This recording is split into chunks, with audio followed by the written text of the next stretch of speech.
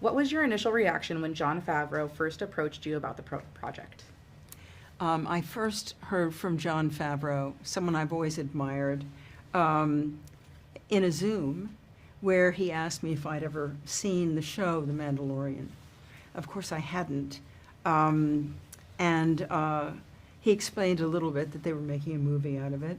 The idea that I was being considered for this role in a Star Wars movie was such a surprise. I've been quite content to stay in my Avatar and Alien worlds. Star Wars is a fascinating other universe to me, and one that's very hopeful because it has all these different species living kind of, peaceably together in these towns and having drinks together and what have you. And so I watched The Mandalorian, and it's so captivating, this guy and this little creature. I was completely smitten by it. And the fact that it was already going to be a movie and that I could play this wonderful character named Colonel Ward, I just found the whole thing such an exciting surprise. Great.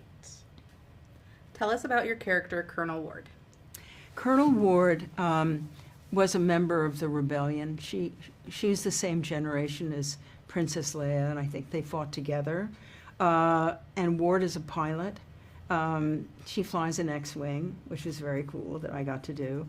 And she's the commander of a base way out on the Outer Rim, where there's still Imperial remnants, people running around up to no good, gouging the community and treating people badly. And Colonel Ward's job, in order to protect this fledgling republic, is to bring these guys in so they can't grow in power. And so I need someone to go get them, and that's Mandalorian and Grogu. I've already hired them. But of course, when you meet them, you're having to communicate with a guy who has a helmet on. You can't really look in his eyes. And the little sidekick seems very uninterested in the mission. He's just eating and, so I feel like she really has to, to dig down and find that instinct of hers that says, these guys are going to be able to do this job, and they're the right guys. And luckily, her hunch is correct.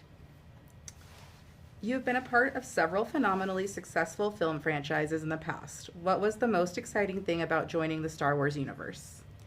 The most exciting thing about joining the Star Wars universe was, I think, it is so beloved by men, women, and children all over the world. To travel around promoting this movie in Berlin, Paris, London, you come out and you're surrounded by rows and rows and rows of men, women, and children in armor, in helmets, little Grogus on their shoulders. It's just, I think, loved like no other franchise. It's unique. Tell us about the first time you met Grogu.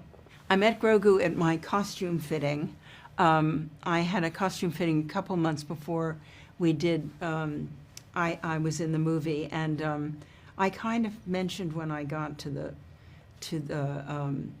studio, I said, is Grogu working today? Anyway, I sort of hinted to John that I would really, especially if I was going to be working with Grogu, I really should meet him. And he brought him in, and I've been so lucky because everything I've had to do with Grogu, there are 5 puppeteers, but they're invisible. In my scene with him, the first scene, we're at the table, they're under the table. And so I never have seen Grogu as anything other than completely alive and completely convincing. I just think it's a miracle of technology, skill, and imagination. And it's a great character. It doesn't surprise me at all that he's becoming beloved all over the world. Great, and I think that's time. So Okay. thank you.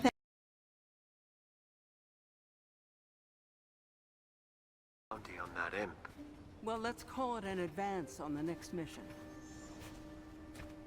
What next mission? Commander Coyne. Our missing ace of staves. No one knows what he looks like, and most believe him to be dead. Not a lot to go on. What's the play? I want you to go to Nal Hutta and meet with the Hutts. They've agreed to lead us to him. What's in it for them? Their nephew is being held against his will by another crime syndicate on the Outer Rim, and they need a professional to get him out quickly and quietly. Where is he? They'll only tell you in person. You got a name? His name is Rada the Hutt, the only surviving heir of crime lord Jabba the Hutt. You ever cross his path? I tried not to. So, do we have a deal? I only hunt down Imperial war criminals. I don't work for gangsters anymore. Especially the Hutts. That's right, you don't. You work for us. And right now, this is what we need you to do.